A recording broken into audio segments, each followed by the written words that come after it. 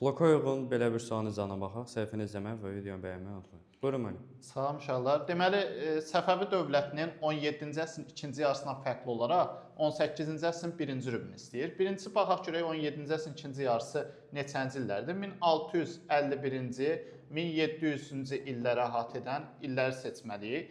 Daha sonra 18-ci əsrin birinci rübü 1701-dən 1725-ə qədər seçməliyik. 1725-ə qədər. Uşaqlar burada qarışdırırlar, birinci yarısı elə bilirlər, amma birinci rüb olduğuna baxmalıyıq. Bir də doğruda doğru məlumatları seçməliyik, yanlışda yanlış məlumatları seçəcəyik. Deməli, 17-ci əsrin ikinci yarısından fərqli olaraq 18-ci əsrin birinci rübündə Rusiya ilə ticarət müqaviləsi imzalandı. Rusiya ilə ticarət müqaviləsi 17-ci əsrin ikinci yarısında da var idi, 1667-ci ildə var idi.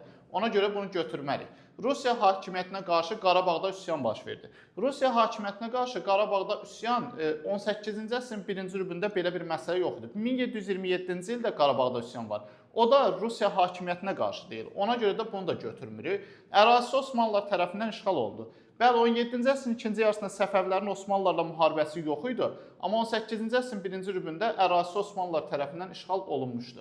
Deməli, doğruda C-ni götürdük. Yanlışda isə Rusiya ilə münaqişə baş verdi. Rusiya ilə münaqişə 17-ci əsrin ikinci yarısında da var idi. 1653-1662-ci illəri əhatə edən. Yəni bunu götürürük, çünki yanlışı götürməliydik. Fərqli olmayanları götürməliyik yanlışda. Osmanlı dövləti ilə İstanbul sülhü imzalandı. Osmanlı dövləti ilə İstanbul sülhü, uşaqlar, 18-ci əsrin birinci rübündə belə bir məsələ yox idi. Çünki İstanbul sülhü Osmanlı dövləti ilə Rusiya arasında imzalanmışdı. Səfəvlərlə Osmanlılar arasında imzalanmamışdı. Ona görə bu da yanlış olduğu üçün götürürük. Bir də Bakıda komendant idarəsi yaradıldı. Bakıda komendant idarəsi 18-ci əsrin birinci rübündə yaradılmışdı. Bakı 1723-cü ildə işğal olunarkən Bakıda komendant idarəsi yaradılmışdı.